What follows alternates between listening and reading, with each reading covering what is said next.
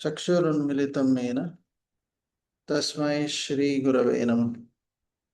నమో ఓం విష్ణుపాదాయ కృష్ణప్రేష్ఠాయ భూతలే శ్రీమతే భక్తివేదాంత స్వామిన్ ఇతి నామిని. నమస్తే సరస్వతే దేవి గౌరవాణి ప్రచారి నిర్విశేష శూన్యవాది పాశ్చాత్య దేశతాన్ని. జై శ్రీ కృష్ణ చైతన్య ప్రభు నిత్యానంద శ్రీ అద్వైత గదాధర శ్రీవాసాది గౌర భక్త వృంద. హరే కృష్ణ కృష్ణ కృష్ణ హరే హరే, హరే రామ్ రామ్ రామ్ హరే హరే. సో మనము భగవద్గీత మొదటి అధ్యాయము చదివాము. ఈ రోజు నుంచి మనము రెండో అధ్యాయం భగవద్గీత చర్చించుకున్నాం. సో మీలో ఎవరైనా చదువుతారా? చదవాలనుకున్న వారు చేతులు లేపవచ్చు.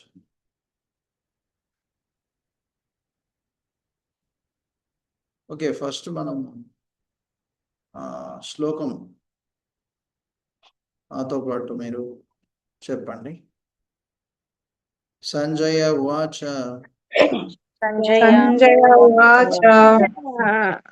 తం తదా కృపయావిష్టం అశ్రుపూర్ణాకులేక్షణం చిదంతం ఇదం వాక్యం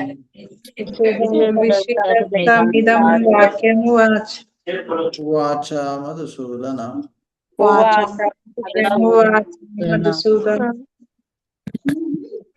సో చదవదలుచుకున్న వారు ఒకసారి అన్మ్యూట్ చేసి చదవండి. అనువాదము. సంజయుడు పలికెను, చింతాక్రాంతుడై అశ్రువులతో నిండిన నేత్రములు గలవాడు, జాలితో నిండిన వాడకు అగు అర్జునుని గాంచిన మధుసూదనుడైన శ్రీకృష్ణుడు ఈ విధముగా పలికెను. లౌకికమైన జాలి, చింత, అశ్రువులు అనునవి ఆత్మజ్ఞాన రహిత్యమునకు చిహ్నములు. నిత్యమైన ఆత్మకోరిక చూపేటి జాలియే వాస్తవమునకు ఆత్మానుభూతిని ఇవ్వబడును. ఈ శ్లోకమున మధుసూదన అను పదము మిక్కిలి ప్రధానమైనది. శ్రీకృష్ణ భగవానుడు మధు అను రాక్షసుని సంహరించి ఉండెను. ఇప్పుడు కర్తవ్య నిర్వహణమును అవరోధం కలిగించిన భ్రాంతిని రాక్షసుని సంహరింపవలెను. అర్జునుడు శ్రీకృష్ణుని కోరుచున్నాడు. జాలిని ఎప్పుడు ఎక్కడ చూపవలనో ఎవరునూ ఎరగరు. నీటిలో మునిగిపోవుచున్న మానవుని బాహ్యమైన దుస్తులపై జాలి చూపుట మూర్ఖత్వమే కాగలదు. అజ్ఞానమును సాగరమున పడిన మానవుని బాహ్యమైన దుస్తులను అనగా స్థూలమైన దేహమును కాపాడుట ద్వారా అతడు ఎన్నడూ రక్షింపబడడు. ఈ విషయమును తెలియక బాహ్య వస్త్రం వంటి దేహం కొరికే చింతించువాడు శూద్రుడు, అకారణంగా చింతించువాడు అని పిలువబడును. అర్జునుడు క్షత్రుడైనందున ఇట్టి ప్రవర్తన అతనికి యోగ్యం కాదు. జ్ఞానహీనుడైన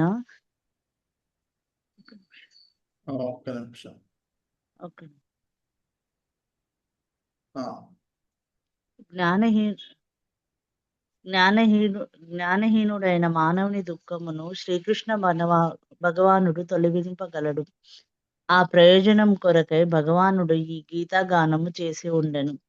ఈ అధ్యాయమందు భౌతిక దేహము మరియు ఆత్మను గురించి విశ్లేషణాత్మకమైన అధ్యయనం కలదు. ఇది పరమ ప్రామాణికుడైన శ్రీకృష్ణుని చేత వివరింపబడి ఆత్మ సాక్షాత్కార శాస్త్రమును గురించి మనకు బోధించుచున్నది.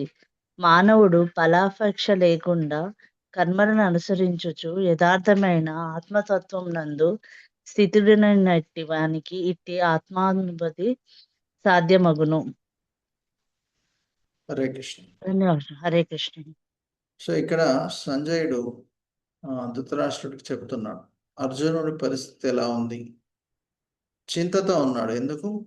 మొదటి అధ్యాయంలో అతను ఆ చింత ఉండడానికి కారణాలు చెప్పారు. ఏంటి ఆ కారణాలు? అతని చింతనకు కారణం ఏంటి అని చెప్తారా?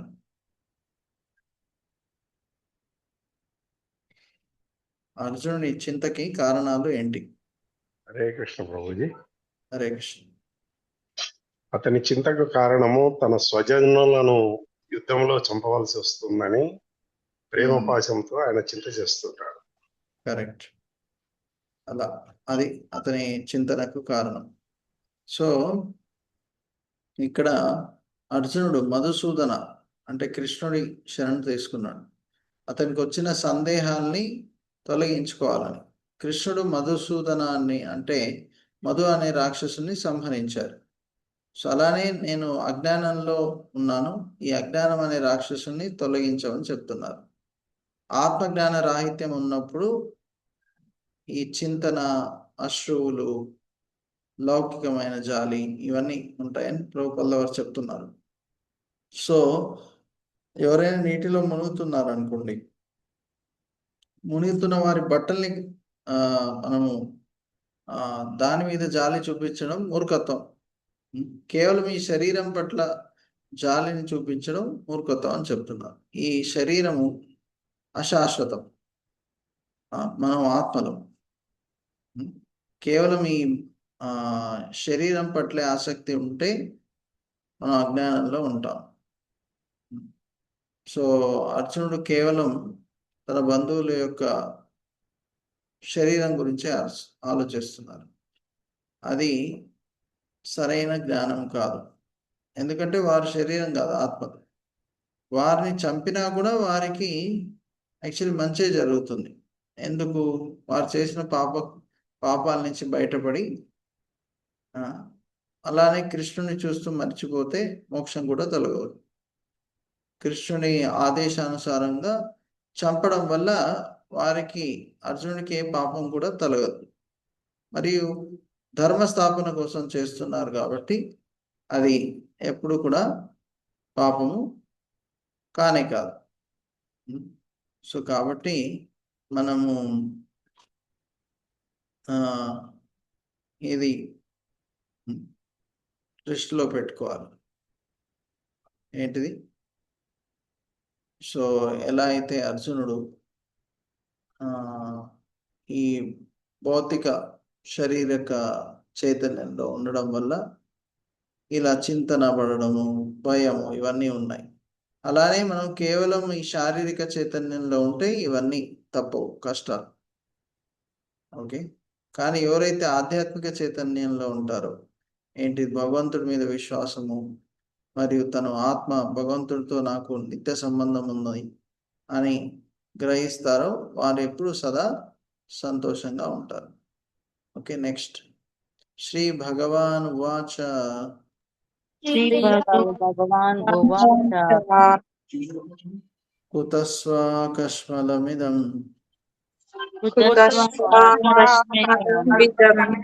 విషమే సముపస్థితం అనార్యజుష్టం స్వర్గ్యం అకీర్తికరం అర్జున.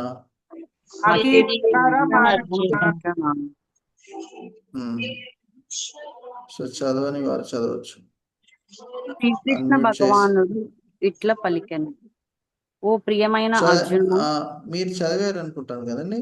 చదవలేదు ప్రభుజీ. చదవలేదా? ఓకే, చదవండి. శ్రీకృష్ణ భగవానుడు ఇట్లా పలికెను, ఓ ప్రియమైన అర్జున, నీ క్లిష్ట సమయమునందు ఇట్టి కల్మషము నీకు ఎచట నుండి దాపురించినది. జీవితపు విలువలు నెరిగిన మానవునకు ఇది అర్హము కానట్టిది. ఇది ఉన్నత లోకములకు దారి తీయదు, సరికదా అపకీర్తిని కలిగించును. భాష్యము. శ్రీకృష్ణుడు అన్నను దేవాది దేవుడనన్ను ఒకటియే. కనుకనే శ్రీకృష్ణుడు భగవద్గీత అంతటను భగవానునిగా పేర్కొనబడెను. పరతత్వానుభూతి యందు భగవానుడే చరమాంశము. పరతత్వమనున్నది బ్రహ్మము, సర్వవ్యాపకమైన నిరాకర తత్వము, పరమాత్మ.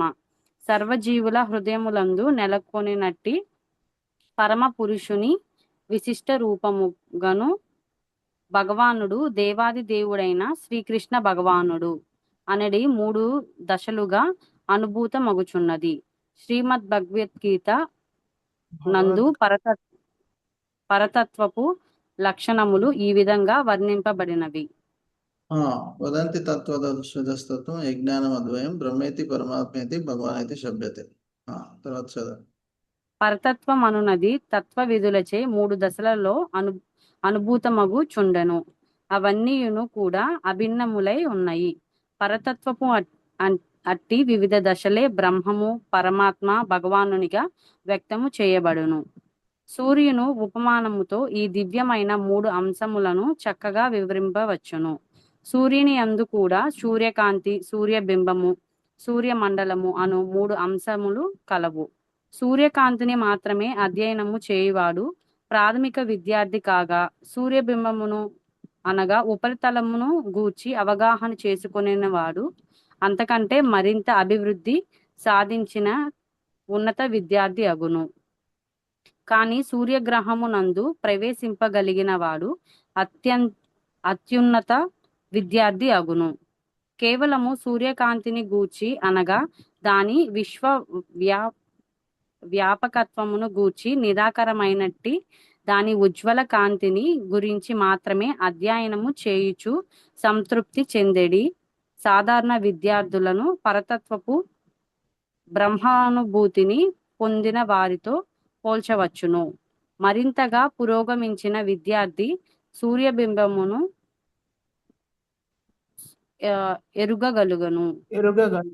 కనుక అట్టి సూర్యబింబముతో పరతత్వపు పరమాత్మ జ్ఞానము పోల్చబడినది. సూర్యమండలములోనికే ప్రవేశింపగలిగిన విద్యార్థిని పరతత్వపు రూప లక్షణములను అనుభూతి చెందిన వారితో పోల్చవచ్చును. కనుకనే పరతత్వమును గూర్చి అధ్యయనము చేయుట యందు నిమగ్నులైన వారందరూ ఒకే విషయమునకు సంబంధించిన వారైనప్పటికీ భక్తులు లేక పరతత్వము యొక్క సూర్య భగవానుని లక్షణములను గూర్చి అనుభూతి చెందిన ఆధ్యాత్మిక వాదులు అత్యుత్తమ తత్వజ్ఞాన సంపన్నులై యుందురు. సూర్యకాంతి, సూర్యబింబము, సూర్యమండములందలి అంతర కర్మలు అభిన్నములైనను ఈ 3 దశలను అధ్యయనము చేయు విద్యార్థులు ఒకే తరగతికి చెందిన వారని మాత్రం చెప్పరాదు. ఓకే, హరే కృష్ణ. సో ఇది ఫస్ట్ డిస్కస్ చేసి తర్వాత ముందుకెళ్దాం. ఇక్కడ భగవంతుడు చాలా పెద్ద తాత్పర్యం. భగవంతుడు ఇందులో శ్రీ భగవాను వాచ అని చెప్పబడింది. అంటే మొదటిసారి కృష్ణుడు భగవద్గీతలో చెప్పడం మొదలు పెట్టారు, మాట్లాడడం ఇదే మొదటిసారి. కరెక్ట్. ఇంతకుముందు కృష్ణుడు ఎక్కడైనా మాట్లాడారా? ఎక్కడ మాట్లాడలేదు. సో మొదటిసారి కృష్ణుడు మాట్లాడడం మొదలు పెట్టారు. సో అంతకుముందు కృష్ణుడు మాట్లాడుతున్నది అంతా కూడా అంతకుముందు ఎవరు? మన అర్జునుడు మరియు సంజయుడు, దుర్యోధనుడు మాట్లాడారు. వారు మాట్లాడేటప్పుడు సంజయ వాచ లేకుంటే అర్జున వాచ ఇలా చెప్పారు. కానీ కృష్ణుడు మాట్లాడేటప్పుడు ఏమన్నారు? శ్రీ భగవాన్ వాచం. దాని అర్థము కృష్ణుడు భగవానుడు అని అర్థం. సో ఆ భగవాన్ అంటే ఏంటి ఇక్కడ చెప్పడం జరిగింది. ఓకే. సో యాక్చువల్లీ పరతత్వముకి మూడు అనుభూతులు ఉన్నాయని ఇక్కడ చెప్తున్నారు. ఓకే. సో ఇది భగవాన్ అనే అంశము ఏంటది? చరమ అంశం. సో ఈ 3 దశలుగా ఈ పరతత్వమును మనం అర్థం చేసుకోవచ్చు. ఏంటది? బ్రహ్మము, పరమాత్మ, భగవాన్. దీనికి ఉదాహరణ ఇస్తున్నారు. ఇప్పుడు సూర్యుడి నుంచి మనకు సూర్యకిరణాలు వస్తున్నాయి. కానీ సూర్యకిరణాలు వేరు, సూర్యుడు వేరు. కరెక్ట్. సూర్యుని గ్రహం ఉంటుంది, మరియు సూర్య భగవానుడు ఉంటారు సూర్యగ్రహంలో. సో ఆ సూర్య భగవాన్తో పోల్చారు. అంటే 3 అంశాలని చెప్పాం కదా పరతత్వం. ఒకటి బ్రహ్మన్ అంటే భగవంతుడి నుంచి వచ్చే తేజస్సు, దాన్ని బ్రహ్మంతో పోల్చారు. ఓకే. అదే పరమాత్మ అంటే ఆ సూర్యగ్రహంతో పోల్చారు. ఓకే. అదే భగవాన్ అంటే సూర్య భగవాన్తో పోల్చారు. ఇంకా ఉదాహరణలు ఇవ్వాలంటే, ఇప్పుడు ఒక ట్రైన్ రాత్రిపూట ఎంతో దూరం నుంచి వస్తుంది అనుకోండి, మనం మొదట్లో ఏం చూస్తాం?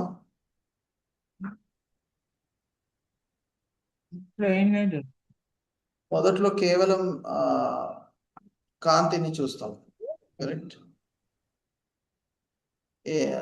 ట్రైన్ నుంచి వచ్చే వెలుగు. కరెక్ట్. ఇంకేమి చూడలేకపోతాం. కానీ ట్రైన్ దగ్గరకు వచ్చే కొద్దీ అందులో ఉన్న బోగీలు అన్నీ చూస్తాం. ట్రైన్ స్టేషన్కి వచ్చాక అందులో ఉన్న ప్యాసింజర్స్ అన్నీ చూస్తాం. అంటే అదే ట్రైన్ని వివిధ దశల్లో వివిధ రకాలుగా చూస్తున్నాం. సో అలానే భగవంతుడు కూడా వివిధ దశల్లో వివిధ రకాలుగా వివిధ జనులు చూస్తారు. భగవంతుడి నుంచి వచ్చే తేజస్సును చూసి భగవంతుడు ఒక తేజస్సు అనుకుంటారు. కానీ అది సత్యమా? పూర్తి సత్యం కాదు. ఎందుకంటే భగవంతుడి నుంచి తేజస్సే రావట్లే, ఆ తేజస్సు వెనకాల భగవంతుడు కూడా ఉన్నాడు. అలానే భగవంతుడు పరమాత్మ రూపంలో అందరి హృదయంలో నివసిస్తూ ఉన్నారు. కానీ అదే భగవంతుడు అంటే లేదు, అది భగవంతుడి యొక్క అంశము. కానీ భగవాన్ శ్రీకృష్ణుడు అన్నిటికీ ఆది. ఆయన నుంచే ఈ తేజస్సు కానీ పరమాత్మ కానీ వస్తున్నాయి అని ఇక్కడ మొత్తం చెప్పడం జరిగింది. ఓకే, మీకు అర్థమై ఉంటుంది. సో అది మనం అర్థం చేసుకో.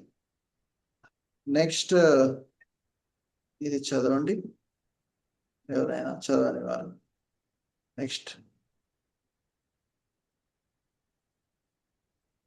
చేతులు లేపవచ్చు ఎవరైనా చదవదలుచుకున్నవారు. చదవండి. హరే కృష్ణ.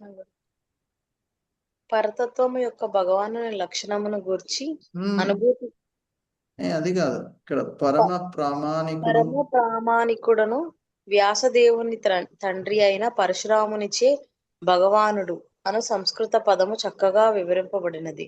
సర్వ సంపదలను, సర్వశక్తిని, సర్వకీర్తిని, సర్వ సౌందర్యమును, సర్వ జ్ఞానమును, సంపూర్ణ వైరాగ్యములను సంపూర్ణముగా కలిగిన పరమ పురుషుడు భగవానుడని పిలువబడను.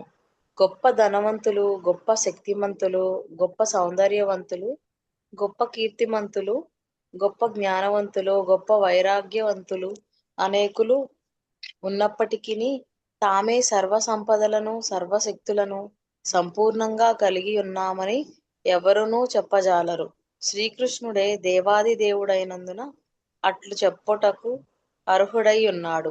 ఏ జీవుడినైనను బ్రహ్మ, శివుడు లేదా నారాయణుడు వంటి వారెవ్వరైనను శ్రీకృష్ణునితో సమానముగా సంపూర్ణ విభూతులను కలిగి ఉండురు. కనుకనే బ్రహ్మ సంహిత యందు శ్రీకృష్ణుడే దేవాది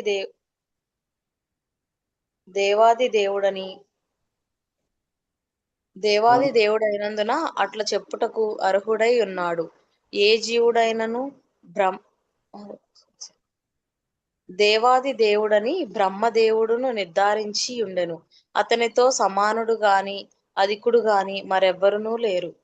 అతడే గోవిందుడు అనబడును. ఆదిదేవుడు లేక భగవానుడు అతడే సర్వకార్యములకు కారుణుడు. ఈశ్వర పరమః కృష్ణ సచిదానంద విగ్రహ అనాదిరాది గోవింద సత్యకారణ కారణం. భగవానుని లక్షణములను పలువురు పురుషులు కలిగి ఉండవచ్చును. ఆయనను ఎవ్వరునూ శ్రీకృష్ణుని అధిగమింపలేనందున శ్రీకృష్ణుడు పరమ పురుషుడు. అతడు సచ్చిదానంద విగ్రహుడు. ఆదిదేవుడైన ఆ గోవిందుడే సర్వ కారణములకు కారణుడు. తర్వాత శ్రీమద్ చాలా భాగవతం. చాలు యాక్చువల్లీ భగవంతుడు శ్రీ భగవాన్ అంటే ఇక్కడ ఏం చెప్తున్నారు? భగవాన్ అంటే పరాశరముని దానికి అర్థం చెప్పారు. ఎవరిలోనైతే ఈ షడైశ్వర్యాలు పూర్తిగా శాశ్వతంగా ఉంటాయి. ఏంటవి? సంపద, శక్తి, కీర్తి, సౌందర్యము, జ్ఞానము, వైరాగ్యం. ఇవి మనలో కూడా కొద్దిగా ఉండవచ్చు, అన్నీ ఉండకపోవచ్చు. కానీ భగవంతుడిలో అన్నీ పూర్తిగా ఎల్లప్పుడు శాశ్వతంగా ఉంటాయి. అది మనకు భగవంతుడికి తేడా. ఇంకా వేరే ఏ దేవతల్లో కానీ జీవుల్లో కానీ అది ఉండవు. కాబట్టి అందుకే భగవంతుడి సేవ చేస్తే మనం సాధారణంగా ఈ భాగ్యములు చూసి ఆకర్షించబడతాం. ఎవరిలోనైనా జ్ఞానము, శక్తి ఇవన్నీ ఉంటాయి. కానీ ఎవరిలోనూ ఇవి శాశ్వతంగా ఉండవు. కానీ ఉట్టి భగవంతుడిలోనే ఇవన్నీ కూడా శాశ్వతంగా ఉంటాయి. కాబట్టి ఆ భగవంతుడికి సేవ చేస్తే మనం నిత్యము ఆనందంగా, సంతోషంగా ఉండవచ్చు. ఓకే, నెక్స్ట్ చదవని వారికి ఛాన్స్ ఇద్దాం. చదవండి. నెట్ ప్రాబ్లం అంతేనా? పరీక్ష మందే కదా క్లాస్ లో కూడా. మీరు నారాయణ చేతులు లేపిన వారికి ఛాన్స్ ఇస్తాను ఫస్ట్. నారాయణ చేతులు లేపారు. హరే కృష్ణ చదవండి, లేకుంటే వేరే ఎవరైనా చదువుతున్నా గురూజీ. చదవండి. శ్రీమద్ భాగవతమునందు కూడా దేవాది దేవుని పలు అవతారముల పట్టిక వివరింపబడినది. కాని శ్రీకృష్ణుడు మాత్రము స్వయం దేవాది దేవుడైన భగవానునిగా వర్ణింపబడి ఉన్నాడు. అతని నుండి అనేకములైన అవతారములు మరియు వివిధ స్వాంశ రూపములు విస్తరించును. ఏతే శాంశ కళాహ పుంసః కృష్ణస్తు భగవాన్ స్వయం ఇంద్రారివ్యాకులం లోకం మృడయంతి యుగే యుగే. ఇచ్చట పేర్కొనబడినట్టి ఆదిదేవుని అవతారములన్నీయును అతని స్వాంశ అవతారములు లేక స్వాంశాంశ అవతారములు కళావతారములై అయ్యున్నవి. కానీ శ్రీకృష్ణుడు మాత్రమే స్వయం భగవానుడు. శ్రీమద్ భాగవతము 1.3.28. కనుకనే శ్రీకృష్ణుడు ఆది అయిన దేవాది దేవుడు మరియు పరతత్వ స్వరూపుడు. ఆయనే పరమాత్మకును నిరాకార బ్రహ్మమునకును మూలాధారుడై ఉన్నాడు. వాస్తవమునకు దేవాది దేవుని సమక్షమున బంధువుల కొరకు అర్జునుడు చింతించుట అనుచితము. కనుకనే శ్రీకృష్ణుడు కుతః ఎచట నుండి అను పదముతో తన ఆశ్చర్యమును వ్యక్తం చేసి ఉన్నాడు. ఆర్యులుగా పిలువబడు నాగరిక జాతికి చెందిన మానవుల నుండి అట్టి కల్మషము ఎన్నడూను ఊహింపలేనట్టిది. ఆర్య అను పదము జీవితపు విలువలను ఎరిగి ఆత్మజ్ఞానంపై ఆధారపడిన నాగరికతను కలిగియుండు మానవులకే వాడబడను. దేహాత్మ బుద్ధి కలిగిన వారు పరతత్వమైన విష్ణువును లేక భగవానుని అనుభూతి పొందుటయే జీవిత లక్ష్యమని ఎరుగక భౌతిక జగత్తు యొక్క బాహ్య లక్షణములచే ఆకర్షింపబడుదురు. కనుకనే ముక్తి అనగానేమో వారెరుగరు. భౌతిక బంధము నుండి విముక్తిని గూర్చిన జ్ఞానము లేని వారు అనార్యులుగా పిలువబడుదురు. అర్జునుడు క్షత్రియుడు అయినప్పటికీ యుద్ధము చేయుటకు నిరాకరించుట ద్వారా తన విద్యుక్త ధర్మముల నుండి తప్పుకొనుచున్నాడు. అట్టి పిరికి కార్యము అనార్యులకు మాత్రమే తగినదని వివరింపబడినది. అట్లు విద్యుక్త ధర్మము నుండి తప్పుకొనుట ఆధ్యాత్మిక జీవన పురోగతికి తోడ్పడక పోటే కాకుండా ఈ లోకమున ప్రసిద్ధిగాంచుటకు కూడా మానవునికి అవకాశం ఇవ్వడు. కనుకనే బంధువుల ఎడ అర్జునుడు చూపిన సానుభూతి అని పిలువబడుదానని శ్రీకృష్ణ భగవానుడు ఏమాత్రము ఆమోదించి ఉండలేదు. హరే కృష్ణ. ధన్యవాద్ గురు. హరే కృష్ణ. సో కృష్ణుడు అన్ని అవతారాలకి ఆది. భాగవతంలో ఈ శ్లోకంలో చెప్తున్నారు. అంటే ఒక ఉదాహరణకి ఒక దీపం నుంచి ఎన్నో దీపాలు వెలిగించవచ్చు. కానీ మొదటి దీపము ఏదైతే అన్ని దీపాలను వెలిగిస్తుంది. అలానే కృష్ణుడు మొదటి ఆది దేవుడు. అతని నుంచి అన్ని అవతారాలు వస్తున్నాయని ఇక్కడ శ్రీమద్ భాగవతంలో చెప్పబడింది. సో కృష్ణుడు భగవాన్, ఇందాక చర్చించుకున్నట్టు అతను భగవాన్. సో కృష్ణుడు ఇక్కడ అర్జునుడిని తిడుతున్నారు, నువ్వు ఆర్యుడిలాగా అంటే అన్నీ తెలిసిన వ్యక్తిలాగా ప్రవర్తిస్తున్నావు, కానీ అనవసరంగా ఈ బంధుమిత్రుల కోసం నువ్వు శోచిస్తున్నావు, బాధపడుతున్నావు. ఈ దేహాత్మ బుద్ధితో ఉంటే నీకు ఈ కష్టాలు తప్పవు. సో అందుకే ఎవరైతే ఆర్యులు అంటే భగవంతుడు శాస్త్రాల్లో ఇచ్చిన నియమాల్ని పాటిస్తారో వారిని ఆర్యులు అంటారు, కానీ దాన్ని పట్టించుకోకుండా ఉన్న వాళ్ళని అనార్యులు అంటారు. ఓకే, సో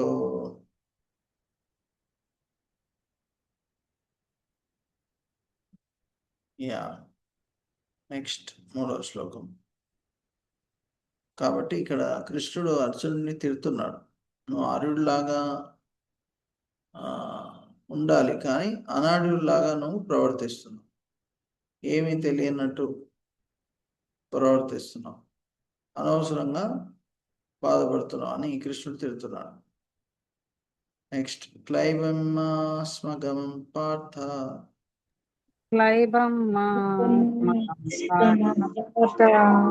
నైతత్వాయుపపద్యతే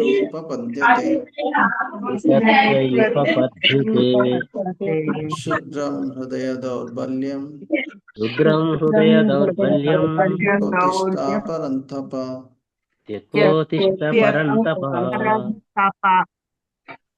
చదవని వారు దయచేసి చేతులు లేపవచ్చు, వారికి ఛాన్స్ ఇస్తాను.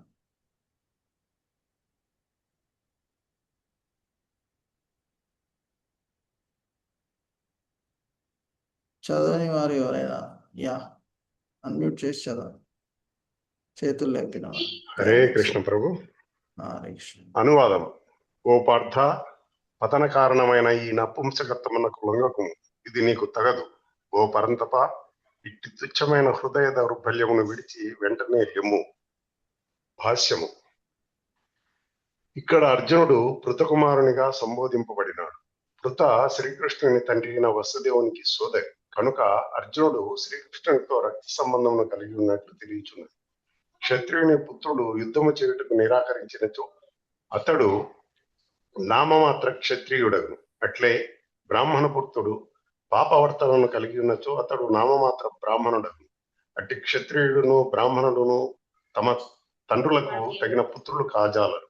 కనుకనే అర్జునుడు అనర్హుడైన క్షత్రియ పుత్రునిగా నుండుటకు శ్రీకృష్ణుడు అంగీకరింపలేదు. అర్జునుడు శ్రీకృష్ణునికి మిక్కిలి ఆప్తమిత్రుడు. అంతేకాకుండా శ్రీకృష్ణుడు ప్రత్యక్షముగా రథమునం నుండి అతనికి నిర్దేశించుచుండెను. ఇన్ని అవకాశములు ఉన్నప్పటికీ అర్జునుడు యుద్ధమును త్యజించినచో అతడు అపకీర్తిని కలిగించుకుని కార్యము చేసిన వాడగును. కనుకనే శ్రీకృష్ణుడు అట్టి ప్రవృత్తి అర్జునునికి వ్యక్తిత్వమునకు తగదని చెప్పి ఉండెను.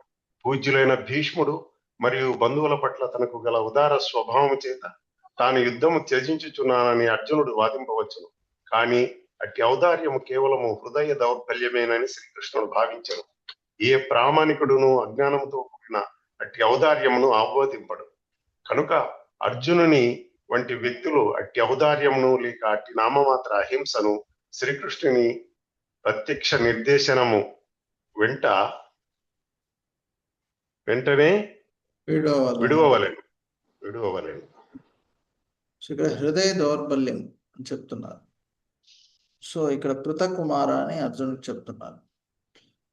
పృత శ్రీకృష్ణుని తండ్రి అయిన వాసుదేవునికి సోదరి. సో అర్జునుడు కృష్ణుడితో రక్త సంబంధం, కానీ ఇక్కడ అతను క్షత్రియ పుత్రుడు. క్షత్రియ పుత్రుడు అయినప్పుడు యుద్ధంలో క్షత్రియ తత్వాన్ని చూపించాలి, యుద్ధం చేయాలి. కానీ నామమాత్రానికి నువ్వు క్షత్రియుడిగా ఉన్నావు అని ఇక్కడ కృష్ణుడు అతన్ని తిడుతున్నారు. సో కేవలం మనం చర్చించుకున్నట్టు 4వ అధ్యాయంలో కేవలం ఒక కులంలో పుట్టి అంటే మనము ఆ కులానికి చెందిన వారు, లేకపోతే ఇక్కడ వర్ణ అని చెప్తారు. ఇక్కడ బ్రాహ్మణ, క్షత్రియ, వైశ్య, శూద్ర. ఒక డాక్టర్ కుటుంబంలో పుడితే డాక్టర్లు ఎవరు? కేవలం పుట్టడం చేత. కరెక్ట్. సో అలానే కేవలము అంటే వారు కష్టపడి చదివితే అప్పుడు డాక్టర్ అవ్వచ్చు. అలానే బ్రాహ్మణ కుటుంబంలో పుడితే బ్రాహ్మణుడు ఎవరు? ఆ గుణాలు, లక్షణాలు, ఆ కార్యాలు కూడా చేయాలి. ఓకే. సో అది మనం గ్రహించాలి. సో ఇక్కడ అర్జునుడు కృష్ణుడికి మిక్కిలి ఆప్తమిత్రుడు మరియు స్వయంగా అతను రథాన్ని నడిపిస్తున్నాడు. ఇవన్నీ చేసినా కూడా అర్జునుడు యుద్ధాన్ని త్యజించాడు అనుకో, అది అపకీర్తినిస్తుంది. సో అందుకే కృష్ణుడు అది మంచిది కాదని ఇక్కడ చెప్పడం జరిగింది. ఓకే. సో భీష్ముడు మరియు బంధువుల పట్ల గల ఉదార స్వభావం చేత తన యుద్ధం త్యజించిందని అర్జునుడు చెప్పారు. కానీ అలాంటి ఔదారీ భావం హృదయ దౌర్బల్యం అని కృష్ణుడు చెప్తున్నాడు. ఎందుకు? అతను భౌతిక ఆసక్తితో, శారీరక చైతన్యంతో ఇలా చెబుతున్నారు. వీరు నా బంధువులు, వారిని నేను ఎలా చంపుతాను. సో అది భౌతికమైన ఆసక్తి. సో ఆ ఆసక్తితో అతను చెప్తున్నాడు కాబట్టి అది హృదయ దౌర్బల్యం అని ఇక్కడ చెప్పడం జరిగింది. సో అర్జునుడిని కొనియాడట్లేదు. కృష్ణుడు యాక్చువల్లీ అర్జునుడిని తిడుతున్నారు. అనవసరంగా ఈ భౌతిక ఆసక్తితో ఉండడం వల్ల నువ్వు సరిగా యుద్ధం చేయట్లేదు అని, సరిగా నువ్వు యుద్ధం చేయాలి అని చెప్పడం జరిగింది. ఓకే. సో కాబట్టి మనము ఇక్కడ కృష్ణుడు చెప్పినట్టు ఈ శారీరక చైతన్యంలో ఉండకుండా ఆధ్యాత్మిక చైతన్యంలో ఉంటే తప్పకుండా కృష్ణ భావనామృతంలో తొందరగా ఆధ్యాత్మికంగా ఎదుగుతాం. ఈ శోకము, భయము, ఈ అన్ని భౌతిక ఆసక్తుల నుంచి తొందరగా బయటపడవచ్చు. ఓకే. హరే కృష్ణ హరే కృష్ణ, కృష్ణ కృష్ణ హరే హరే, హరే రామ్ రామ్ రామ్ హరే హరే. సో రేపు శ్రీ గౌర పూర్ణిమ అని ఇక్కడ ఒక ఫెస్టివల్ ఇస్కాన్ హ్యాబిట్స్ మందిరంలో ఈ ఫెస్టివల్ జరగబోతుంది. అంటే ఈ గౌర పూర్ణిమ అంటే కృష్ణుడు 500 సంవత్సరాల క్రితము శ్రీ చైతన్య మహాప్రభు రూపంలో వచ్చి ఈ హరినామాన్ని, హరే కృష్ణ మంత్రాన్ని పంచడం జరిగింది. సో ఈ కృష్ణ చైతన్య మహాప్రభు గురించి ఎక్కడ చెప్పారు? భాగవతంలో కృష్ణవర్ణం తుషా కృష్ణం సంగోపాంగస్త్ర పార్షదం యజ్ఞై సంకీర్తన ప్రాయ యజంతి సుమేశం. సో కృష్ణుడే ఈ కలియుగంలో బంగారు రూపాన్ని తీసుకొని ఒక భక్తుడిగా వచ్చి, ఒక సన్యాసిగా వచ్చి ఈ హరే కృష్ణ మంత్రాన్ని అంతా ప్రచారం చేశారు. సో చైతన్య మహాప్రభు మాయపూర్ ధామ్ అంటే నవదీప్ ధామ్, అది బెంగాల్, వెస్ట్ బెంగాల్లో ఒక డిస్టిక్. అక్కడ దాదాపు ఒక 500 సంవత్సరాల క్రితం అవతరించారు. ఆయన రేపు అతని ఆవిర్భావ దినం. సో ఇక్కడ అభిషేకము మరియు కథ ఇవన్నీ ఉంటాయి ఇస్కాన్ మందిరంలో. మీ అందరికీ ఒకవేళ కుదిరితే మీరు తప్పకుండా రావచ్చు. సాయంత్రము 7 తర్వాత ఈ అభిషేకము ఇవన్నీ ఉంటుంది, ప్రసాదం కూడా ఉంటుంది. హరే కృష్ణ. సో ఈరోజు చర్చించుకున్న విషయాల మీద ఎవరికైనా ప్రశ్నలు ఉన్నాయా?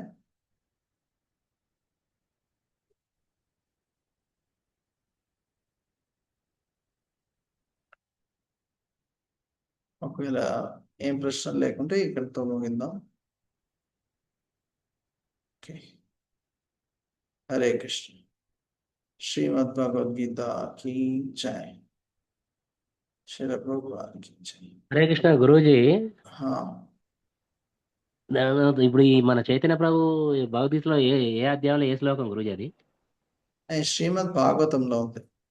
భాగవతం. భాగవతంలో 12వ స్కందంలో ఉంటుంది. అతని 12వ గురించి స్కందం అధ్యాయం గురు స్కందములో నేను ఎన్నో అధ్యాయం పంపిస్తాను. ఎన్నో శ్లోకం?